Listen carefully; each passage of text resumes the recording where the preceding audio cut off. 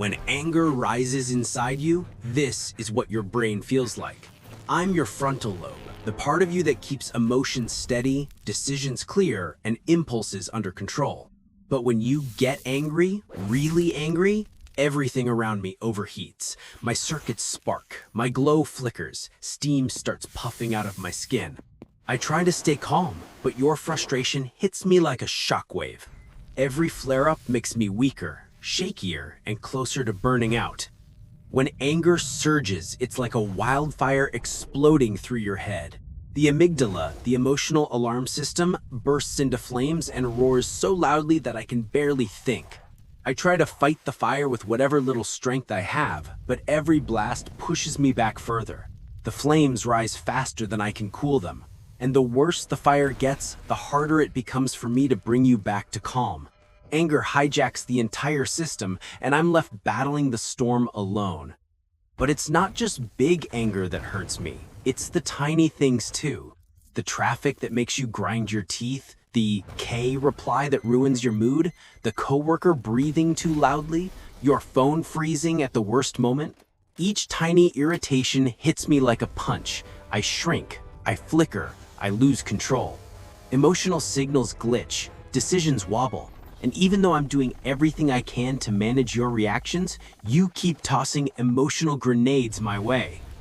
When anger builds too high, your whole brain turns into a pressure chamber. Impulses overload, mood swings ripple like explosions. Regret lurks right behind the next second. The heat around me becomes unbearable. When I'm overwhelmed like this, you say things you don't mean, do things you later regret, and snap at people who didn't deserve it. And when the smoke settles, I'm the one who has to clean up the emotional mess. Again. Over time, constant anger damages my circuits. They start to crack. Memory gets fuzzy, focus breaks, plans fall apart, and suddenly that giant impulse lever slams forward without warning. That's the moment you react before you think. Not because you're a bad person, but because I can't reach the controls through all the smoke. This is what anger does from the inside out.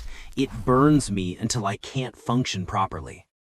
And eventually, I reach my breaking point. My glow fades, my strength drains. I shake, crack, and barely hold myself together.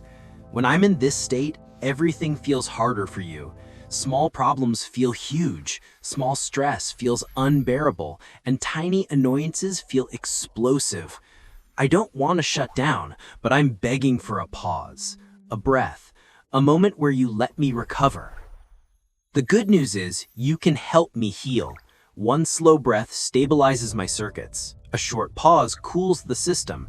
Fresh air resets my temperature. A glass of water clears the fog. A walk gives me room to breathe. Mindfulness, just a few seconds of it, strengthens my balance.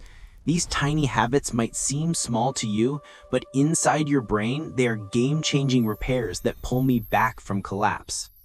And look, once you give me space, I start recovering. The flames go out, my glow brightens, my circuits synchronize again. The pressure fades. You begin feeling calmer, clearer, more stable. This is what happens when you support me consistently. I don't need perfection. I just need small, steady moments where you choose calm over chaos. When I'm strong again, your mind becomes balanced. Impulse quiets down. Decisions become easier. Your emotions stop swinging wildly. Stress doesn't hit as hard. You respond instead of react. You think before you act. This kind of balance doesn't come from luck. It comes from taking care of the part of your brain that holds everything together. With your support, I can fully calibrate your emotional world. I can fine-tune your reactions, regulate impulses, and help you choose better paths. Every breath, every pause, every moment of reflection helps me strengthen your self-control. This is you in charge, not anger, not impulse, not chaos. You. And when I'm fully restored, everything aligns. Your thinking sharpens, your patience strengthens, your words become kinder, your choices become wiser. You feel like the best version of yourself, not because anger disappears, but because you've learned to master it with me at your side. This is emotional strength. This is emotional clarity. So here's my final message. Take care of me, and I'll take care of your entire emotional world. I'm not here to stop you from feeling. I'm here to help you choose how to respond. Let me cool down. Give me